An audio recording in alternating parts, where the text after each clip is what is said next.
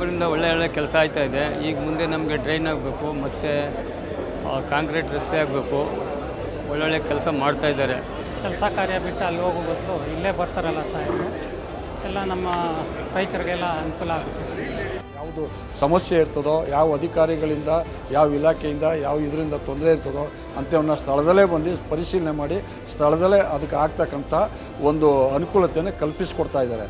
ನಮ್ಮ ಕಷ್ಟಗಳು ಕೇಳಿಕೊಂಡು ಅದೇನು ಕಷ್ಟ ಅದೇ ಇಲ್ಲೇ ಅಧಿಕಾರಿಗಳು ಬಂದು ಕೂತ್ಕೊಂಡು ಇಲ್ಲೇ ನಮ್ಮದು ಪರಿಹಾರ ಮಾಡಿಕೊಡ್ತಾವ್ರೆ.